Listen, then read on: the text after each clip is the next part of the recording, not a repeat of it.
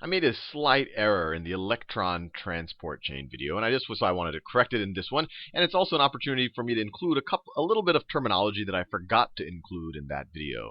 So when I described the electron transport chain, we remember it's just you have some high energy electrons in NADH, and they get transferred from one molecule to another. And as they get transferred, they go into lower energy states, and they release energy. And then the final electron acceptor was oxygen. Oxygen got reduced right here. But if you look at both sides of this equation, the mistake was I need two hydrogens. If I have two hydrogens on the right-hand side in the water, I need two hydrogens on the left-hand side. So there should be a 2 right there. So that was what I would consider to be a minor mistake in the last video. But this also gives me a chance to introduce you to some more terminology. So this whole process, we know that this is called oxidation, right? When NADH loses a hydrogen, remember oxidation is losing formally electrons, but when it loses the hydrogens, it loses the opportunity to hog that hydrogen's electrons.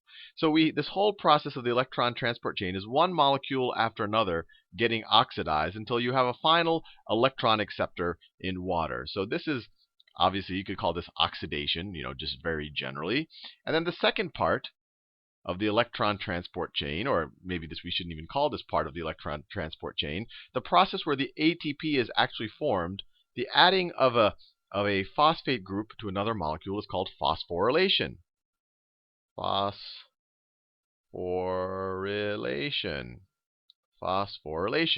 So the whole process of creating ATP through the electron transport chain. Remember, the electron transport chain releases energy that creates this hydrogen gradient. It pumps the hydrogens into the outer compartment, and then that gradient, those hydrogens that want to get back into the matrix, essentially go back through this ATP synthase.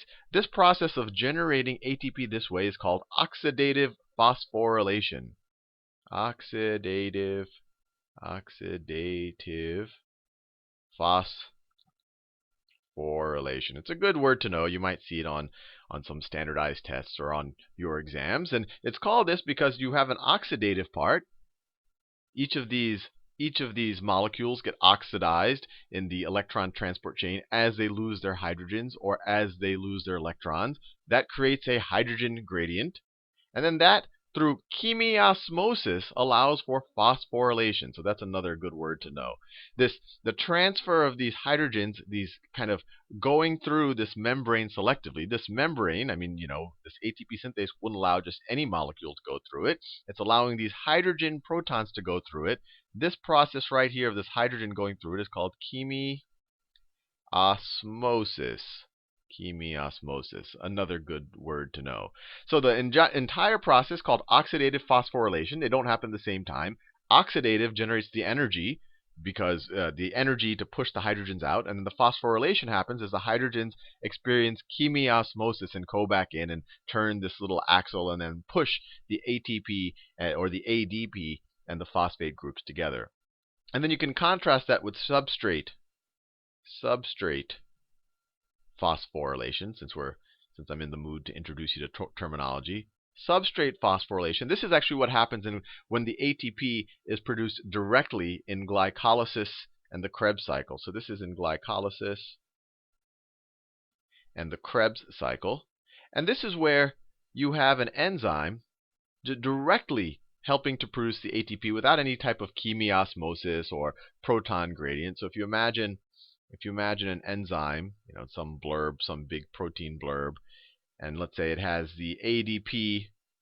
So it has the ADP there with its two phosphate groups, and then maybe it has another phosphate group that attaches at some other part of the enzyme. This enzyme facilitates without any kind of chemiosmosis or oxidation.